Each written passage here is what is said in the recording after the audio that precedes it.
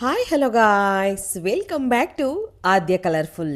ನಾನು ಸುಮಾ. ಫ್ರೆಂಡ್ಸ್, ಇವತ್ತಿನ ವಿಡಿಯೋದಲ್ಲಿ ತುಂಬಾ ಈಸಿಯಾಗಿ ಮಾಡ್ಕೊಳ್ಳುವಂಥ ಒಂದು ಸ್ನ್ಯಾಕ್ಸ್ ಅಥವಾ ಬ್ರೇಕ್ಫಾಸ್ಟ್ ರೆಸಿಪಿ ಎರಡನ್ನೂ ಕೂಡ ಯಾವಾಗ ಬೇಕಿದ್ರೂ ನೀವು ಮಾಡ್ಕೋಬೋದು.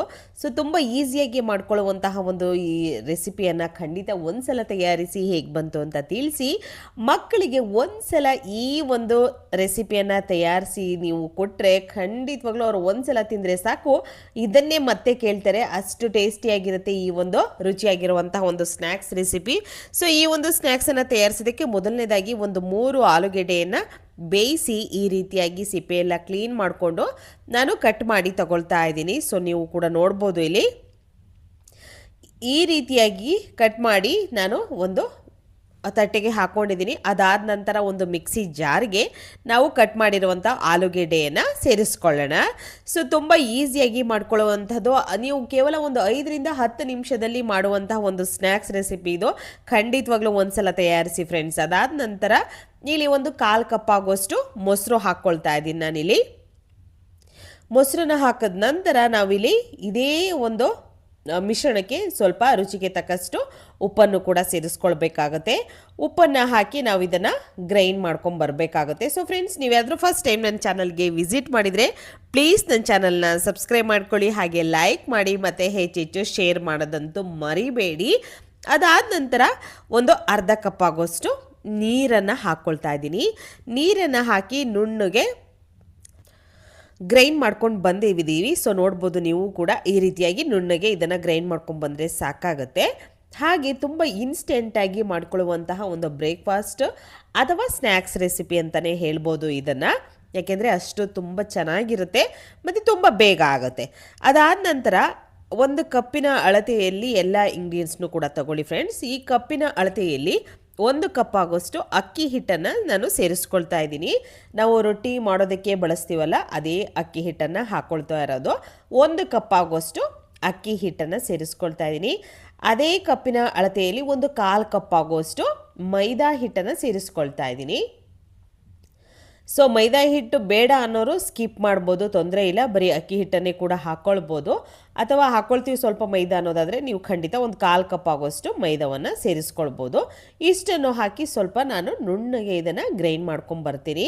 ಸೊ ಮಿಕ್ಸಿಯನ್ನು ಆನ್ ಮತ್ತು ಆನ್ ಆಫ್ ಮಾಡ್ತಾಯಿದ್ರೆ ನಿಮಗೆ ಈ ರೀತಿಯಾಗಿರುವಂತಹ ಒಂದು ಕ್ರೀಮಿ ಥರದ್ದು ಒಂದು ಇದು ರೆಡಿ ಆಗಿಬಿಡುತ್ತೆ ಹಿಟ್ಟು. ಸೊ ಅದನ್ನು ಈಗ ಒಂದು ಬೌಲಿಗೆ ಹಾಕ್ಕೊಳ್ಬೇಕಾಗುತ್ತೆ. ನೋಡಿ, ಈ ರೀತಿಯಾಗಿ ನಾನು ಬೌಲಿಗೆ ಸೇರಿಸ್ಕೊಳ್ತಾ ಇದ್ದೀನಿ ರುಬ್ಬಿರುವಂತಹ ಮಿಶ್ರಣನ. ಅದಾದ ನಂತರ ಇವಾಗ ಇದಕ್ಕೆ ನಾವು ಏನೂ ಕೂಡ ಮಾಡೋದು ಬೇಡ, ಸ್ವಲ್ಪ ಹೊತ್ತು ನಾವು ಇದನ್ನು ಒಂದು ಬೌಲಿಗೆ ಹಾಕಿದ ನಂತರ ಇದನ್ನು ರೆಸ್ಟಿಗೆ ಇಡಬೇಕಾಗುತ್ತೆ. ಸೊ ನೀವು ಇದನ್ನು ಚೆನ್ನಾಗಿ ಮಿಕ್ಸ್ ಮಾಡಿಕೊಂಡು ರೆಸ್ಟಿಗೆ ಇಡ್ತೀವಿ ಅಂದರೆ ಹಾಗೂ ಕೂಡ ಮಾಡ್ಕೋಬೋದು. ನೋಡ್ಬೋದು, ಈಗ ಸ್ವಲ್ಪ ನಾನು ಚೆನ್ನಾಗಿ ಗ್ರೈಂಡ್ ಮಾಡಿಕೊಂಡು ಇದನ್ನು ಇವಾಗ ನಾನು ಏನೂ ಮಾಡೋಕ್ಕೆ ಹೋಗೋದಿಲ್ಲ, ಕೈಯಲ್ಲಿ ಈ ರೀತಿ ನಿಮಗೆ ತೋರಿಸ್ತಾ ಇದ್ದೀನಿ ಹಿಟ್ಟು ಹೇಗಿದೆ ಅನ್ನೋದಕ್ಕೋಸ್ಕರ. ಅದಾದ ನಂತರ ಒಂದು ತಟ್ಟೆಯನ್ನು ಮುಚ್ಚಿ ನಾವು ನೀಟಾಗಿ ಒಂದು 5 ನಿಮಿಷ ಇದನ್ನು ಹಾಗೆ ಬಿಡಬೇಕಾಗುತ್ತೆ. ಸೊ ಈಗ ಕೈಯಲ್ಲಿ ಈ ರೀತಿಯಾಗಿ ನೀಟಾಗಿ ಮಿಕ್ಸ್ ಮಾಡ್ಕೋಬೇಕು. ಸೊ ಮಿಕ್ಸ್ ಮಾಡಿಕೊಂಡು ನೀವು ಇದಕ್ಕೆ ಏನು ಬೇರೆ ಸೋಡಾ ಅಥವಾ ಏನೋ ಯಾವುದು ಕೂಡ ಏನು ಉಪಯೋಗಿಸೋದು ಬೇಡ ಇದಕ್ಕೆ ಈಗ ಸದ್ಯಕ್ಕೆ. ಅದಾದ ನಂತರ ಈಗ ಚೆನ್ನಾಗಿ ಮಿಕ್ಸ್ ಮಾಡಿಕೊಂಡು ಇದನ್ನು ಬಿಟ್ಟಿದ್ದೀನಿ. ಮಿಕ್ಸ್ ಆದ ನಂತರ ಅದೇ ಫ್ಲಫಿಯಾಗಿ ಬಂದ್ಬಿಡುತ್ತೆ ಹಿಟ್ಟು. ಸೊ ಹಾಗಾಗಿ ನೀವು ಜಾಸ್ತಿ ಏನು ಕೈಯಲ್ಲೇ ಮಿಕ್ಸ್ ಮಾಡ್ತಾ ಕೂತ್ಕೋಬಾರ್ದು, ಮಿಕ್ಸಿಯಲ್ಲೇ ನೀಟಾಗಿ ಗ್ರೈಂಡ್ ಮಾಡ್ಕೊಂಡಿರ್ತೀರಲ್ವ, ಅದಕ್ಕೆ ಪರ್ಫೆಕ್ಟಾಗಿ ಬಂದ್ಬಿಡುತ್ತೆ. ಅದಾದ ನಂತರ ಇವಾಗ ಸಣ್ಣದಾಗಿ ಕಟ್ ಮಾಡಿರುವಂಥ ಈರುಳ್ಳಿ ಒಂದು 2-3 ನಿಮಿಷ ಹಾಗೆ ಬಿಟ್ಟಿದ್ದೆ. ಅದಾದ ನಂತರ ಇವಾಗ ನಾನು ಈರುಳ್ಳಿ ಮತ್ತು ಒಂದು ಹಸಿರು ಮೆಣಸಿನ್ಕಾಯಿನ ಸಣ್ಣದಾಗಿ ಕಟ್ ಮಾಡಿ ಸೇರಿಸ್ಕೊಳ್ತಾ ಇದ್ದೀನಿ. ಹಾಗೆ ಸ್ವಲ್ಪ ಶುಂಠಿಯನ್ನು ಕೂಡ ತುರಿದು ಹಾಕ್ಕೊಳ್ತಾ ಇದ್ದೀನಿ. ಹಾಗೆ ಇದು ಜಾಸ್ತಿ ಇಂಗ್ರೀಡಿಯೆಂಟ್ಸ್ ಏನು ಬೇಕಾಗೋದಿಲ್ಲ ಫ್ರೆಂಡ್ಸ್, ತುಂಬಾ ಕಮ್ಮಿ ಇಂಗ್ರೀಡಿಯೆಂಟ್ಸು.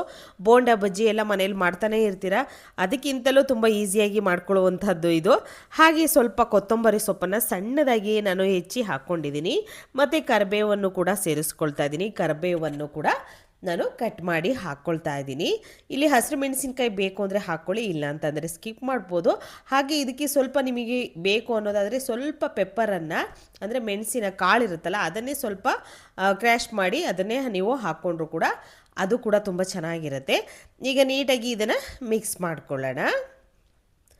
ನೋಡಿ ಈ ರೀತಿಯಾಗಿ ಒಂದೇ ಡೈರೆಕ್ಷನಲ್ಲಿ ನೀವು ಮಿಕ್ಸ್ ಮಾಡ್ಕೋಬೇಕು. ಸೊ ಜಾಸ್ತಿ ಟೈಮ್ ತಗೊಳ್ಳೋದಿಲ್ಲ, ತುಂಬ ಬೇಗ ಆಗುವಂಥದ್ದು, ರುಚಿಯಾಗಿ ಕೂಡ ಇರುತ್ತೆ. ಇದಕ್ಕೆ ನಿಮಗೆ ಟೊಮೆಟೊ ಚಟ್ನಿ ಬೇಕು ಅಂದರೆ ಟೊಮೆಟೊ ಚಟ್ನಿ ಮಾಡ್ಕೋಬೋದು, ಅಥವಾ ಕೆಂಪು ಚಟ್ನಿ ಇಷ್ಟ ಅಂದರೆ ಕೆಂಪು ಚಟ್ನಿ ಮಾಡ್ಕೋಬೋದು, ಅಥವಾ ಕಾಯಿ ಚಟ್ನಿ ಬೇಕು ಅದರಲ್ಲಿ ಕೊಬ್ಬರಿ ಚಟ್ನಿ ಬೇಕು, ಈ ಥರ ಕಡಲೆ ಚಟ್ನಿ ಬೇಕು, ಯಾವ ಚಟ್ನಿ ಬೇಕೋ ನೀವು ಅದನ್ನು ಮಾಡ್ಕೋಬೋದು. ಸೊ ನಾನಿಲ್ಲಿ ಕಾಯಿ ಚಟ್ನಿಯನ್ನು ಮಾಡಿದ್ದೀನಿ, ಖಂಡಿತ ಸರ್ವ್ ಮಾಡಬೇಕಾದ್ರೆ ನಾನು ತೋರಿಸ್ತೀನಿ. ನಾನು ಅದನ್ನು ವಿಡಿಯೋದಲ್ಲಿ ನಾನು ಮಾಡಿಲ್ಲ. ಸೊ ಯಾಕೆಂದರೆ ವಿಡಿಯೋ ಮಾಡೋಕ್ಕೆ ಲೆಂತಿ ಆಗಿಬಿಡುತ್ತೆ ಅಂತ ಹೇಳಿ ನಾನೇ ಸ್ಕಿಪ್ ಮಾಡಿದ್ದೀನಿ. ನಿಮಗೆ ಚಟ್ನಿ ರೆಸಿಪಿಗಳು ಬೇಕು ಅಂದರೆ ಖಂಡಿತ ಕಾಮೆಂಟ್ ಸೆಕ್ಷನಲ್ಲಿ ತಿಳಿಸಿ. ಹಾಗೆ ಇನ್ಸ್ಟಾಗ್ರಾಮಲ್ಲೂ ಕೂಡ ನಾನು ರೆಸಿಪಿಗಳನ್ನು ಶೇರ್ ಮಾಡ್ತೀನಿ. ಸೊ ನೀವು ಯಾರಾದರೂ ಅಲ್ಲಿ ಕೂಡ ನಾನು ಫಾಲೋ ಮಾಡಿಲ್ಲ ಅಂದರೆ ಖಂಡಿತ ಇನ್ಸ್ಟಾಗ್ರಾಮಿನ ಲಿಂಕನ್ನು ನಾನು ಡಿಸ್ಕ್ರಿಪ್ಷನಲ್ಲಿ ಹಾಕಿರ್ತೀನಿ, ನೀವು ಕೂಡ ಬಂದು ಫಾಲೋ ಮಾಡ್ಕೋಬೋದು ಫ್ರೆಂಡ್ಸ್. ಓಕೆ, ಸೊ ಈಗ ಎಣ್ಣೆ ಆಲ್ರೆಡಿ ಕಾದಿದೆ. ಎಣ್ಣೆ ಕಾದಿರೋದಕ್ಕೆ ನಾವು ಈ ಹಿಟ್ಟಿಗೆ ಸ್ವಲ್ಪ ಒಂದು ಚಿಟಿಕೆಯಷ್ಟು ಅಡುಗೆ ಸೋಡಾವನ್ನು ಸೇರಿಸ್ಕೊಂಡಿದ್ದೀವಿ. ಅಡುಗೆ ಸೋಡಾ ಮತ್ತು ಸ್ವಲ್ಪ ನೀರನ್ನು ಹಾಕಿ, ಒಂದು ಸ್ಪೂನ್ ನೀರನ್ನು ಹಾಕಿ ಮಿಕ್ಸ್ ಮಾಡಿಕೊಂಡು ಎಣ್ಣೆ ಕಾದ ನಂತರ ನೀವು ಹಾಕ್ಕೊಳ್ಬೇಕು ಈ ಒಂದು ರೆಸಿಪಿ. ಎಣ್ಣೆ ಕಾಯ್ದಲ್ಲೇ ಹಾಕ್ಕೊಂಡ್ರೆ ಎಲ್ಲ ಕರ್ಗೋಗ್ಬಿಡುತ್ತೆ. ಸೊ ಅದಕ್ಕೋಸ್ಕರ ಎಣ್ಣೆ ಚೆನ್ನಾಗಿ ಕಾದಿರಬೇಕು. ಎಣ್ಣೆ ಕಾದ ನಂತರ ಈ ಒಂದು ಸ್ನ್ಯಾಕ್ಸನ್ನು ಹಾಕಿ ಎಣ್ಣೆಯಲ್ಲಿ ಫ್ರೈ ಮಾಡ್ಕೋಬೋದು. ಓಕೆ, ಸೊ ಈಗ ಎಲ್ಲದನ್ನು ಕೂಡ ಸ್ವಲ್ಪ ದೂರ ನಾನು ಹಾಕ್ಕೊಳ್ತಾ ಇದ್ದೀನಿ. ನಿಧಾನವಾಗಿ ಹಾಕ್ಕೊಳ್ಳಿ, ತೊಂದರೆ ಏನೂ ಇಲ್ಲ. ಅದನ್ನು ಅಯ್ಯೋ ಇಷ್ಟೊಂದು ತೆಳ್ಳಗಿದೆ ಹೇಗೆ ಹಾಕೋದು ಅಂತ ಖಂಡಿತ ಅನ್ಕೋಬೇಡಿ, ನೀವು ಹಾಕಿ ನೀಟಾಗಿ ಬಂದುಬಿಡುತ್ತೆ. ಸೊ ನೋಡಿದ್ರಲ್ಲ ಈ ರೀತಿಯಾಗಿ ಆಗಿದೆ. ಈಗ ಚಿಕ್ಕ ನಾನು ಒಂದು ಬೋಂಡಗಳ ಥರ ಹಾಕ್ಕೊಂಡಿದ್ದೀನಿ. ಸೊ ನಿಮಗೆ ಸ್ವಲ್ಪ ದಪ್ಪ ಸೈಜಲ್ಲಿ ಬೇಕು ಅಂದರೆ ಹಾಗೂ ಕೂಡ ನೀವು ಮಾಡ್ಕೋಬೋದು ಫ್ರೆಂಡ್ಸ್. ಓಕೆ, ಸೊ ಈಗ ನಿಧಾನವಾಗಿ ನಾವು ಒಂದು ಸೈಡ್ ಆಗಿದೆ, ಇದು ಇನ್ನೊಂದು ಸೈಡ್ ಕೂಡ ನಮಗೆ ಗೋಲ್ಡನ್ ಕಲರ್ ಬರಬೇಕಲ್ವಾ, ಅಲ್ಲಿವರೆಗೂ ಇದನ್ನು ಚೆನ್ನಾಗಿ ಫ್ರೈ ಮಾಡ್ಕೋಬೇಕು. ಹಾಗಾಗಿ ಅಷ್ಟೇ. ಈಗ ನೋಡಿ ಕಲರ್ ಎಲ್ಲ ತುಂಬ ಚೆನ್ನಾಗಿ ಚೇಂಜ್ ಆಗಿದೆ. ಸೊ ಈ ರೀತಿಯಾಗಿ ಸ್ನ್ಯಾಕ್ಸನ್ನು ನೀವು ಮಕ್ಕಳಿಗೆ ಒಂದು ಸಲ ಮಾಡಿಕೊಟ್ಬಿಟ್ರೆ ಸಾಕು ಫ್ರೆಂಡ್ಸ್, ಖಂಡಿತ ಮತ್ತೆ ದಿನ ಇದೇ ಬೇಕು ಅಂತ ಅಂತಾರೆ, ಅಷ್ಟು ಚೆನ್ನಾಗಿರುತ್ತೆ. ಮತ್ತು ತುಂಬ ಬೇಗನೂ ಕೂಡ ನೀವು ಮಾಡ್ಕೋಬೋದು. ಈಗ ನೋಡಿ ಈ ರೀತಿಯಾಗಿ ಬೇಯಿಸ್ಕೊಂಡಿದ್ದೀನಿ, ಚೆನ್ನಾಗಿ ಎಣ್ಣೆಯಲ್ಲಿ ಫ್ರೈ ಆಗಿದೆ. ಕಲರ್ ಎಲ್ಲ ತುಂಬ ಚೆನ್ನಾಗಿ ಬರ್ತಾ ಇದೆ. ಈ ರೀತಿಯಾಗಿ ಕಲರ್ ಚೇಂಜ್ ಆದರೆ ಸಾಕು. ಆಗಿರೋವಂಥದ್ದನ್ನು ಒಂದು ಟಿಶ್ಯೂ ಮೇಲೆ ತೆಗೆದಿಟ್ಕೊಳ್ಳೋಣ. ಮತ್ತು ಇನ್ನೊಂದು ಬ್ಯಾಚ್ ನಾನು ಈ ರೇರ್ ಸ್ನ್ಯಾಕ್ಸನ್ನು ಎಣ್ಣೆಯಲ್ಲಿ ಫ್ರೈ ಮಾಡ್ಕೊಳ್ತೀನಿ. ಸೊ ಈಗ ಆಗಿದೆ ನೋಡ್ಬೋದು, ಇಲ್ಲಿ ಕಲರ್ ಎಲ್ಲ ಚೆನ್ನಾಗಿ ಆಗಿದೆ. ಮತ್ತು ಎಣ್ಣೆಯಲ್ಲಿರೋಂಥ ಬಬಲ್ಸ್ ಎಲ್ಲ ಕಮ್ಮಿ ಆಗ್ತಿದೆ ಅಲ್ವಾ, ಆವಾಗಲೇ ನೀವು ಗಮನಿಸ್ಕೋಬೋದು ಓ ಇದು ಪರ್ಫೆಕ್ಟಾಗಿ ಬೆಂದಿದೆ ಅಂತ. ಸೊ ಹಾಗೆ ಈಗ ಆಗಿರೋ ಅಂಥದ್ದನ್ನು ಒಂದು ತಟ್ಟೆಗೆ ತೆಗೆದಿಟ್ಕೊಳ್ತಾ ಇದ್ದೀನಿ. ತುಂಬಾ ಈಸಿಯಾಗಿ ಮಾಡ್ಕೊಳ್ಳುವಂಥ ಆಲೂ ಸ್ನ್ಯಾಕ್ಸು, ಮನೆಯಲ್ಲಿ 2 ಆಲೂಗಡ್ಡೆ ಇದ್ದರೆ ಸಾಕು, ನೀವು ರುಚಿಯಾಗಿರುವಂಥ ಒಂದು ಸ್ನ್ಯಾಕ್ಸನ್ನು ತಯಾರಿಸ್ಕೊಳ್ಬೋದು. ಎಲ್ಲರ ಮನೆಯಲ್ಲೂ ಕೂಡ ಅಕ್ಕಿ ಹಿಟ್ಟಿದ್ದೇ ಇರುತ್ತಲ್ವ. ಸೊ ಖಂಡಿತ ಒಂದ್ಸಲ ತಯಾರಿಸಿ ಹೇಗಿತ್ತು ಅಂತ ತಪ್ಪದೆ ಕಾಮೆಂಟ್ ಸೆಕ್ಷನಲ್ಲಿ ತಿಳಿಸೋದಂತೂ ಮರಿಬೇಡಿ. ಈಸಿಯಾಗಿರುವಂತಹ ಟೇಸ್ಟಿಯಾಗಿರುವಂತಹ ಆಲೂ ಪಕೋಡ ಅಥವಾ ಆಲೂ ಸ್ನ್ಯಾಕ್ಸ್ ರೆಡಿಯಾಗಿದೆ, ನೀವು ಕೂಡ ಟ್ರೈ ಮಾಡಿ ಫ್ರೆಂಡ್ಸ್. ಇವತ್ತಿನ ವಿಡಿಯೋ ಸ್ವಲ್ಪನಾದರೂ ಇಷ್ಟ ಆಗಿದ್ರೆ ಚಾನಲ್ನ ಸಬ್ಸ್ಕ್ರೈಬ್ ಮಾಡ್ಕೊಳ್ಳಿ, ಲೈಕ್ ಮಾಡಿ, ಮತ್ತು ಹೆಚ್ಚೆಚ್ಚು ಶೇರ್ ಮಾಡೋದಂತೂ ಮರಿಬೇಡಿ. ಇವತ್ತಿನ ಈ ವಿಡಿಯೋ ಇಲ್ಲಿ ಮುಗಿಸ್ತಾ ಇದ್ದೀನಿ. ಬಾಯ್, ಸಿ ಯು.